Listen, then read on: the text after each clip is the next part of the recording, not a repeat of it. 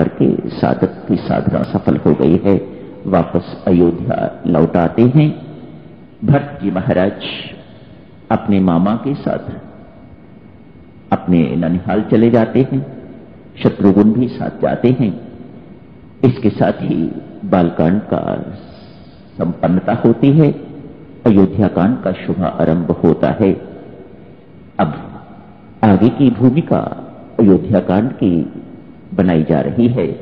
भगवान की लीला देखिएगा आज अपराह्न क्या होता है। रामराज का प्रस्ताव राम के गुणों को देखते हुए वर्णन करते हुए राजा दशरथ की ओर से आता है।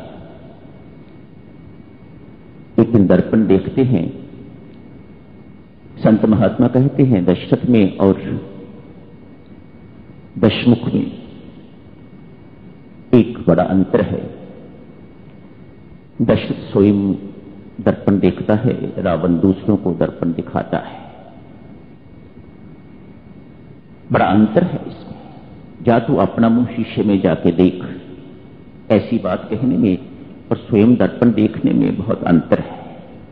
स्वयं दर्पण आप लोग देखते हैं तो अपने मुख को जहां जहां भी कहीं भद्दा दाग इत्यादि लगा हुआ होता है उसे साफ कर लेते हैं।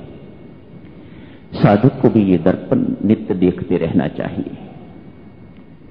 बाहरी सजावट सज्जा सौंदर्य के लिए नहीं, भीतर झांकने के लिए मन को दर्पण कहा जाता है।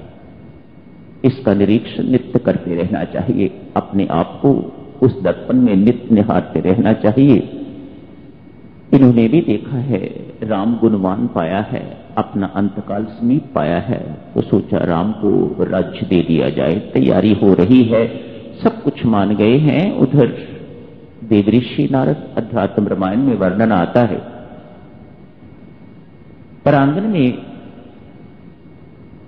राजा राम मातेश्वरी सीता विराजमान है, आपस में बातचीत हो रही है। उसी वक्त वीणा की झंकार करते हुए देवऋषि नारद आकाश मार्ग से नीचे उतरते हैं, प्रणाम करते हैं।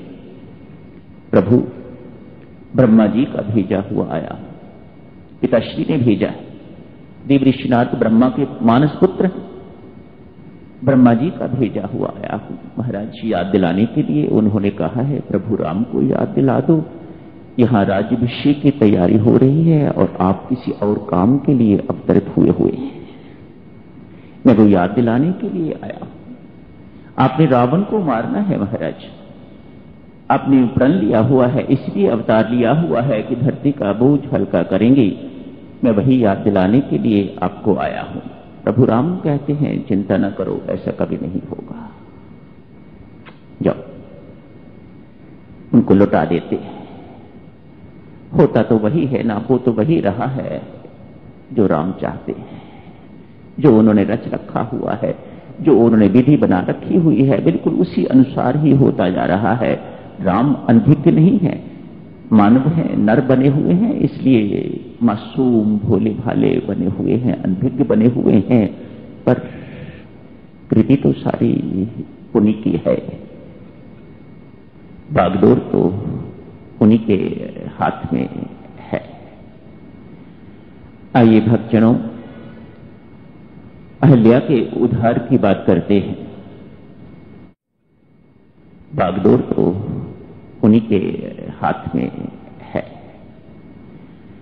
आइए भक्तजनों, अहल्या के उद्धार की बात करते हैं। सुबह आपसे अर्ज करी गई थी कि इसे थोड़ा विस्तार पूर्वक देखेंगे। ये अहल्या कौन है?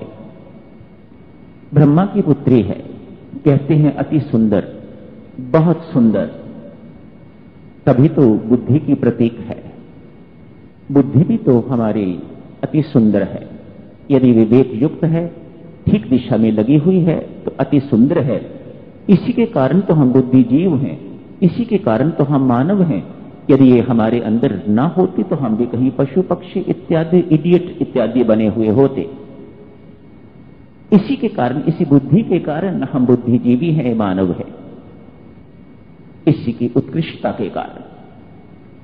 विवेक युक्त यदि बुद्धि है, ज्ञान युक्त यदि बुद्धि है, परमेश्वर के श्री चरणों में लगी हुई बुद्धि है, तो इस जैसी सुंदरता और किसी में नहीं। अहल्या अति सुंदर है। इंद्र को पता लग गया है ब्रह्मा जी ने एक बहुत सुंदर पुत्री की सृष्टि करी है। मैं स्वर्ग का देवता हूं, मालिक हूं, इसका विवाह मेरे साथ ही करेंगे। ये अपने मन में उसने ठान ली। ब्रह्मा जी के पास एक और व्यक्ति भी है जिसे महर्षि गौतम कहते हैं। दो लोग हैं इस अहल्या को पाने वाले। देखिए ब्रह्मा जी महाराज किसको चुनते हैं। एक का भोगी जीवन है, दूसरे का त्यागी जीवन है। मानो ये संकेत दे रहे हो ब्रह्मा जी महाराज, हमारी बुद्धि को भोगी जीवन की ओर जाना चाहिए या हमारी बुद्धि को त्यागी जीवन की ओर जाना चाहिए। आखिर वह त्यागी जीवन को ही, तपस्वी जीवन को ही चुनते हैं। मानो हमारी बुद्धि कैसी भी है, कैसी भी क्यों ना हो, इस बुद्धि को त्याग के साथ जुड़ना चाहिए, इस बुद्धि को तप के साथ जुड़ना चाहिए, न कि भोग के साथ। जब भोग के साथ जुड़ जाती है तो ये बुद्धि जड़ बुद्धि हो जाती है। विवाह तो महर्षि गौतम के साथ अहल्या का हो गया। ब्रह्मा जी बहुत समझदार पिता हैं, इसलिए विवाह जो है वह महर्षि गौतम के साथ कर दिया। लेकिन इंद्र भूल नहीं पा रहा इस बात को। उसने अपना अपमान भी माना है इसको, लेकिन साथ ही साथ वह अहल्या के सौंदर्य को याद करता रहता है। किसी न किसी ढंग से इसे पाके रहूंगा। आज कूटनीति का प्रयोग करके जानता है महर्षि गौतम सुबह सुबह ब्रह्म मुहूर्त में स्नान करने के लिए बाहर जाते हैं। आज उससे भी पहले मानो इंद्र देवता को सारी रात नींद नहीं आई, कुकर्म करने जा रहा है। कुकर्म करना, पाप करने के लिए नींद नहीं आई, सारी रात सोया नहीं, क्या किया है।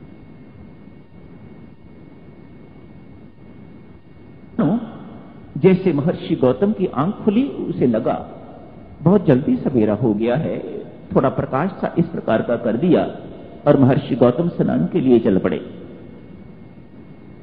जाते जाते स्नान करने के लिए अभी नदी तक पहुंचे नहीं, रास्ते में ही देखा मुझे गलती लगी है, ये समय स्नान करने का नहीं, वापस मुड़ाए। वैसा कुछ तो इंद्र ने माया के अनुसार किया हुआ था, माया का जाल रचा हुआ था। उस वक्त प्रभात नहीं थी अभी। वापस लौटते हैं